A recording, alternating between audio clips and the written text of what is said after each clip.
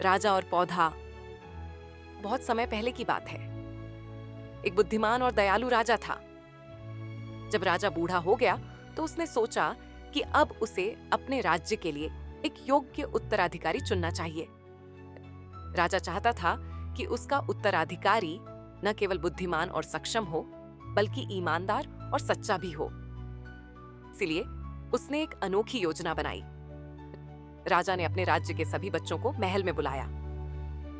जब वे सब आए तो राजा ने प्रत्येक बच्चे को एक एक बीज दिया और कहा, ये एक विशेष बीज है। तुम सब इसे अपने घर ले जाओ और इसे एक गमले में लगाकर इसकी देखभाल करो। इसे पानी देना, धूप देना और इसकी पूरी मेहनत से देखभाल करना। एक साल बाद तुम सब अपने पौधे लेकर मेरे पास आना। जिस बच्चे का पौधा सबसे सुंदर और मजबूत होगा, उसे मैं अपना उत्तराधिकारी बनाऊंगा। सभी बच्चे बहुत उत्साहित थे। वे खुशी खुशी बीज लेकर अपने अपने घर चले गए। हर कोई सोच रहा था कि वह सबसे सुंदर पौधा उगाएगा और राजा का उत्तराधिकारी बनेगा। उन बच्चों में एक लड़का था जिसका नाम पिंगल था। वह बहुत ईमानदार और मेहनती था। पिंगल ने भी राजा का दिया हुआ बीज लिया और उसे घर लेकर आया। सबसे पहले उसने एक साफ सुथरा और उपयुक्त गमला चुना। पिंगल ने बीज को ध्यान से मिट्टी में बोया और उसे रोज पानी देना शुरू किया। उसने गमले को ऐसी जगह रखा जहां सूरज की रोशनी ठीक से पहुंच सके। पिंगल ने पूरे दिल से बीज की देखभाल की। वह रोज गमले की मिट्टी को जांचता, पानी देता और सुनिश्चित करता कि बीज को सही मात्रा में धूप मिले। लेकिन कई हफ्ते बीत गए और बीज में कोई अंकुर नहीं निकला।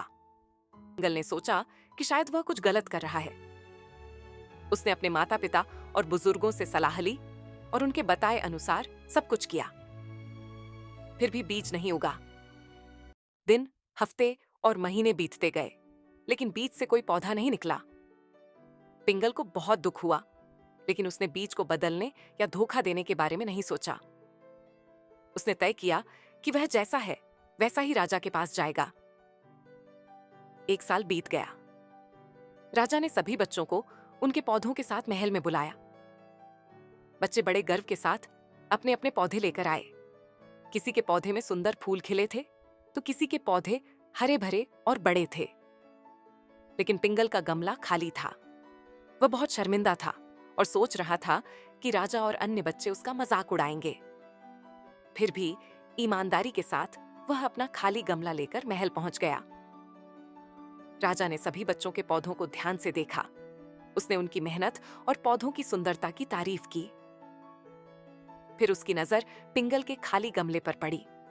राजा ने पिंगल से पूछा, बेटा, तुमने कोई पौधा क्यों नहीं उगाया? पिंगल ने सिर झुका लिया और धीरे से कहा, महाराज, मैंने पूरी कोशिश की। मैंने मिट्टी, पानी और धूप का पूरा ध्यान रखा, लेकिन बीज नहीं उगा। मुझे समझ नहीं आया कि मैं क्या गलत कर रहा हूं। पर मैंने दूसरा बीज नहीं लगाया क्योंकि यह बीज आपने दिया था।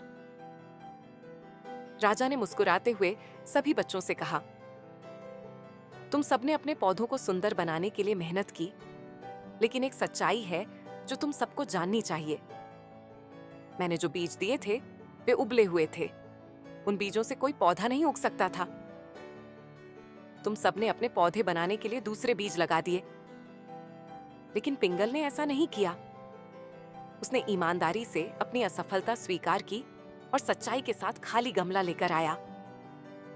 इसके बाद राजा ने पिंगल को गले लगाते हुए कहा, पिंगल, तुम्हारी ईमानदारी और सच्चाई ने मुझे दिखा दिया कि तुम ही इस राज्य के सबसे योग्य उत्तराधिकारी हो। मैं तुम्हें अपना उत्तराधिकारी घोषित करता हूं। ऐसे ही मनोरंजक, रहस्यमयी, जादू की और रोमांचक कहानियां देखने के लिए हमारे चैनल को लाइक करें, शेयर करें और सब्सक्राइब करें।